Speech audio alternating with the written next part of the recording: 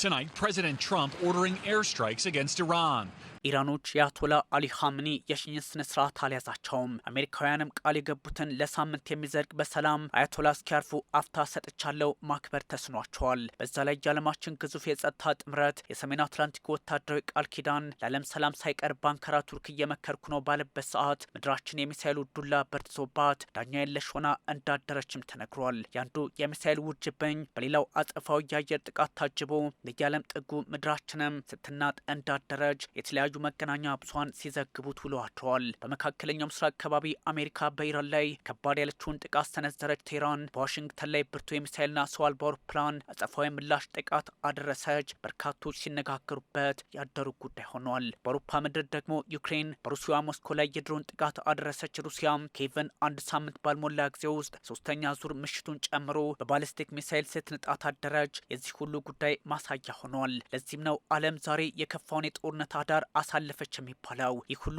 የፕላኔት ምድር እዚህም እዛም ነውጥ የሚጠቁመው አንዳች ለመፍትሄ የሚሰራ ዓለም አቀፍ ተቋም አለመኖሩን አገራትም ከዳኛ ተቋም ይልቅ በራስ ጦር አቅም ልክ መቆም ብቸኛው አማራጫቸው መሆኑን እያስመሰከሩ እንዲያውም እንደ ሰሜን ኮሪያ መከበር በጦር መሳሪያ በራስ አቅም ላይ መቆም ጁሼ አገራት እንዲያማትሩ ምልክት የሚሰጥ አዳርም ሆኖ ተመስክቧል። አሜሪካ በኢራን ወታደራዊ ይዞታዎች ላይ እጅግ ብርቱ ያለችውን የአየር ጥቃት ቀድማ ስታደርስ ምክንያት ብላ ያስቀመጠችው በብሔራዊ ሀዘን ላይ ያለው የኢራን አብዮታዊ ዘብ ኃይል በሆርሙዝ ሰርጥ ውስጥ የነዳጅ ጫኝ መርከቦች ላይ ጥቃት አድርሷል የሚለውን ነበር። ዋሽንግተን ኃይለኛ ጥቃት በኢራኖች ገሽም ባንዳር አባስና ሲሪክ ከተማ ላይ በሚል ስም ብትሰጠውም የቴህራን ምላሽም ከባድ ሆኖ በመካከለኛው ምስራቅ ይዞታዎቿ ላይ የሚሳይልና ሰው አልባ አውሮፕላን ዶፍን አውርዶባታል። የአሜሪካው ማዕከላዊ እዝ ሴንትኮም ከ80 በላይ ኢላማዎችን ከ60 በላይ አነስተኛ የአብዮታዊ ዘቡ መርከቦችን ጨምሮ መትቻለው በሚልም አረጋግጧል። የኢራን አብዮታዊ ዘብ ኃይል ወዲያውኑ ከባዱን ጥቃት ጠብቁ በሚል ቃል ገባ እርምጃውንም ወስደዋል። ምንም እንኳን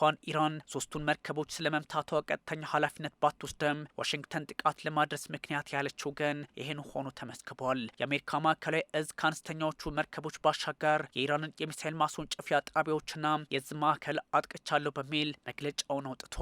ማዕከላዊ እዙ የት ቦታ ላይ ውድመቱ እንደተከሰተ ግልጽ የኢላማ ጣቢያዎቹን እንዳላስቀመጠም እስካሁን መረጃዎች ጠቁመዋል። ሴንትኮም መካከለኛው ምስራቅን፣ ሰሜን አፍሪካን፣ ማዕከላዊና ደቡባዊ ኤዥያን አካቶ 21 ሀገራትን የሚያካለል የፔንታጎን ሁነኛ ኃይል እንደሆነ ይነገርለታል። በዛ ላይ ከ4 ሚሊዮን ስኩዌር ማይል ቦታን የሚያጠቃልል ከመሆኑ ጋር በተያያዘ የኢራን ጦር የጥቃት ኢላማም ሆኖ ቆይቷል። ምንም እንኳን ዋሽንግተንና ቴህራን በባለ 14 ነጥቦች የተግባቡት የሰነድ ማዕቀፍ ሳቢያ ሰላም ለማውረድ በሆርሙዝ መርከቦች እንደልባቸው እዚህም እዛም እንዲመላለሱ ሊያደርጉ ነው በሚል ተስፋ ቢጣልባቸውም ዳግም ወደ ጦርነቱ መድረክ መመላለሳቸውን ቀጥለውበታል።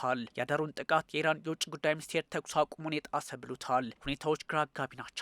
እንደ ካታርና ሳውዲ ያሉ ሀገራትም በጉዳዩ ላይ ያላቸው አቋም የማውገዝ የሆነ መምጣቱ የባህረ ሰላጤው ሀገራትም የተሳትፏቸው ነገር እውን ወደ መሆኑ ሊሆን ይችላል የሚል መረጃም በመጋራት ላይ ይገኛል። ምንም እንኳን አሜሪካ ጥቃቷን በሆርሙዝ ዙሪያ ባሉ የኢራን ቁልፍ ደሴቶች ላይ አጠናክራ ብትቀጥልም ከቴህራን በኩል ምላሹ አደገኛ ሆኖባታል። የአሜሪካው ማዕከላዊ እዝ ጥቃት ካደረሰ በኋላ የኢራን አብዮታዊ ዘብ ኃይል አደገኛው ምላሽ ጠብቁ ባለ በተወሰነ ጊዜ ገደብ ውስጥ 85 የአሜሪካ ወታደራዊ ኢላማዎችን በባህርና ኩዌት መምታቱን አሳውቋል። ለዚህም ነው አሁናዊ ጦርነቶች ተመትቼ አልቀርም በሚል ቴፎርታት አንዱ 2 ሚሳይል ሲያስወነጭፍ ሌላው 3 እያለ አደገኛ ደረጃ ላይ የመድረስ አዝማሚያ አለው በሚል ወታደራዊ ተንታኞች ስጋታቸውን የሚያስቀምጡት። የኢራን አብዮታዊ ዘብ ኃይል አይአርጂሲም የአየርና ኤሮስፔስ ኃይሉ በጥምር የሚሳይልና ሰው አልባ አውሮፕላን ድሮን ዘመቻዎችን አድርጎ 85 ወሳኝ የአሜሪካን ጦር ሰፈሮች እንዲሁም ኢላማዎች መምታቱን ማስረዳቱ የሚያሳየው ይህኑ አንዱ ሲነካ ሌላውን መልሶ የማጥቃት ወታደራዊ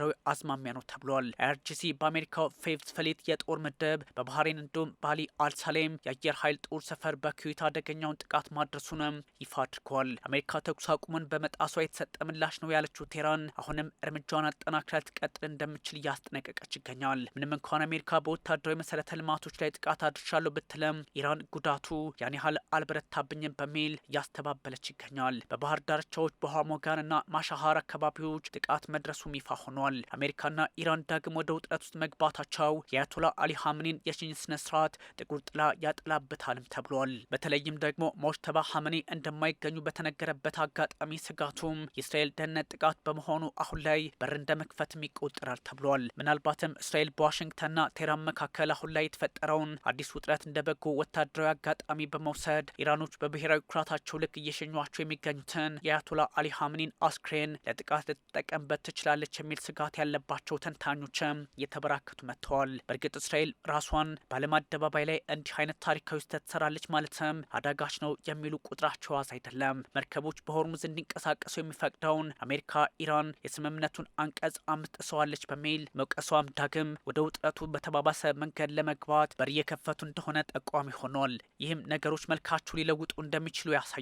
በዛ ላይ አሜሪካ ከሚያዝያ ወዲህ እጅጉን ከባድ ጥቃት የፈጸመችበት አዳርም ሆኗል። እጅግ በርካታ የገሸም ደሴት ኢላማዎች መመታታቸው፣ በሲሪክ ከተማም 6 አካባቢዎች በአየር መደብደባቸው፣ በባንደር አባስ 10 ኢላማዎች መጠቃታቸው የሁለቱን አገራት ውጥረት ሌላ ቅርጽም አሰጥቶታል።